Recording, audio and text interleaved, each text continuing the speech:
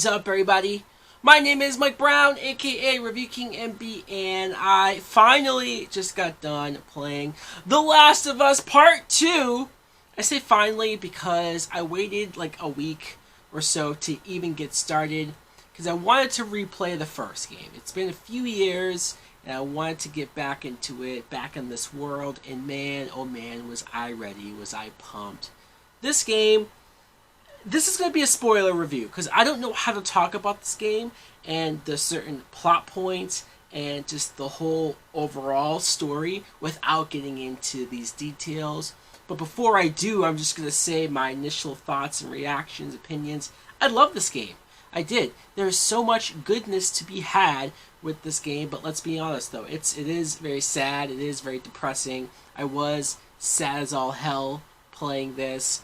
And some people might be saying, well, why is that a good thing? Why do you want to be sad? It's not that I want to be sad. But the fact that a video game can make me feel those emotions, make me feel for characters, make me care when people died, make me sympathetic to other certain characters that I wasn't expecting to feel that way from, it's a success. It's a winner in more ways than one. Now, like I said, this is a spoiler whole production talk here. Joel dies! Joel dies at the very, very beginning, and that was hard, man. I went into this game fully expecting him to die, but I didn't think it would happen this soon, this early on, and I was angry, I was pissed, I hated this Abby character that was just introduced, and we got to play as her, and then all of a sudden she kills, like, our favorite character from the first game. It sucked. I had a lot of just angry thoughts playing this, and I was depressed, and I didn't know if I would like it, it seemed like, of course, you're going to kill off a character that I love in the sequel, like they would do for a movie, and then they did something very interesting. But before I get there, let's talk about Ellie. Ellie becomes the de facto main character. You got a lot of her, obviously, in the first game, and her being immune to the virus makes her a very important character. And you see her here. We jump ahead 4 years, so now she's like 18 years old. She's dating this new girl, Dinah. So you have that going on. There's some interesting situations with her and Joel. Obviously, before Joel died, we get flashback scenes throughout it of her finding out that he lied to her, that he killed everybody in the hospital to save her because he didn't want her to die in order to get a vaccine. And her reaction to it was heartbreaking. Just that scene in general. There's so many scenes in this game that felt like movies. It took me on an emotional roller coaster. I probably was brought to tears or pretty damn close to tears like 3 or 4 different times throughout all of this. The character Abby, I guess we should get into that because we already know Joel. We already know Ellie. They are stable. They are ride or die. We've been with them for so many hours already. We feel like it's right back into the saddle with them. There's no having to get to know them. When Abby kills Joel, I said, I did also say this, other than being pissed. I did also say, well, they succeeded in creating a really evil villain that I was going to instantly hate. And then so much time passes where you don't see her. And I thought to myself, okay, well, yeah, her as a villain, she did something horrific and messed up, but where is she? And then you get to a point where the game decides, alright, you've played with Ellie long enough. Let's play with Abby. And I thought to myself, I don't want to play with Abby. No, F her. Until you get a lot of backstory, a lot of flashback. You find out that the reason why she killed Joel is because when Joel killed everybody in the hospital at the end of the first game, he killed her father. Her father was the surgeon that was supposed to perform the surgery and create the vaccine, and Joel killed him. Brutally killed him. So her wanting to kill Joel, her wanting revenge, as much as it sucked, as much as it was painful to watch that scene go down, you instantly understand why. It still sucked that it happened. It still sucked that we had to see her be that vicious, that we had to see that happen to Joel.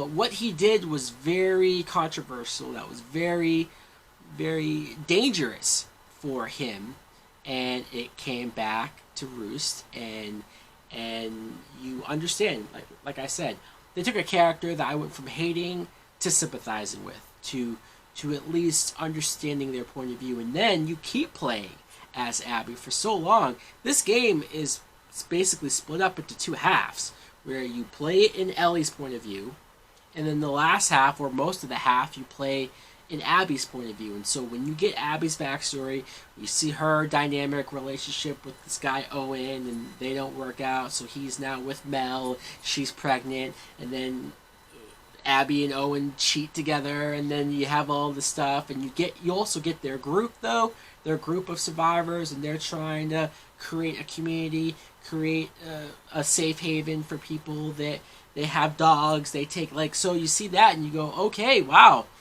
these aren't the bad people that I initially thought that they were, and it makes you think, It does something that I think a lot of movies and TV shows try to do with apocalypse type things, where you get maybe a villain and they're kind of sympathetic. No, this made Abby just as much of a main character, just as much of a protagonist as Ellie was. And so you're basically seeing two protagonists come head to head, come full blows. And when they do go head to head, when they do have that fight, when I happen to be Abby, and then later on, I end up having to be Ellie. I don't know who I want to win here. I almost want to throw the fight because I don't want either of them to die. And again, this is a dynamic. This is characters that I was not expecting to get this deep with. That I was not expecting to care that much about. Although, silly me, because I just replayed the first game and that was just as good in those regards too. You could make an argument that this is better as far as character work goes. The zombies, the infected people, I guess they're technically infected. You don't have to shoot them in the head. That helps. It's easier. But, you get your usuals, and they're there, and they're creepy, especially whenever you have to go into tunnels or hallways, and they're dark, and you have to slowly maneuver through them, because they always seem to hear you, they always seem to see you. But you also get the clickers. That's the next level. But whenever those mutated freaks show up, those mutated creatures, it was annoying, but if you have your bottle of fire that you can throw at them, it tends to work out. Now, when you're Abby, there's a moment, you get a boss battle with Abby at a hospital where this mutation, it's ginormous, it's huge, it's gross, it's scary. It was the hardest challenge, the hardest level. I had to try to play it 4 or 5 times to eventually beat it. It was tough. This creature chasing you down, and you're in a darkened space, and you constantly have to run around and try to kill it, and you run out of bullets, you run out of weapons. It was a headache. I'm still emotionally getting over doing that as much as I did. And I guess I can get into the ending. I guess I can. As far as gameplay goes, I think it's great. The shooting, the upgrades, everything kind of is what it is. The only complaint I guess I have with any gameplay or weapons is that shooting arrows is a lot harder than it was in the first game. I don't know if I'm just dumb or what, because I wasn't able to fucking shoot anything with arrows. Although the crossbow was great. When you're Abby and you have a crossbow, I love doing that. But bow and arrows with Ellie, I sucked. And I feel like they changed something, or maybe I didn't upgrade it enough. I don't know. That was annoying. And I know some people complain that this is a long game. Don't get me wrong, this is a long game. It is. It was a lot longer. There was so many points where I thought, oh, okay, this is going to be it. This is going to be the end of it. And then we just kept going. But I liked that. I did. I loved it. Look, we're spending $60+, if not more. If you're getting the deluxe editions and whatnot, I want a long game. I want to get the most out of my buck. Come on, people. These games, they're not cheap. Anyways, guys, yeah, I would give this a full price. Maybe even, you know what? No, F that. I'm giving this a better than sex. I love this game. It's probably going to be my favorite game of the year. And that's saying a lot because, we've gotten some good games. We still have some good games coming up. Anyways, guys, let me know in the comments below if you too have seen The Last of Us. Have you played it? Do you like it? Do you love it as well? Part 2, is it better than the first one? Thanks for watching. Like, comment, subscribe. Later!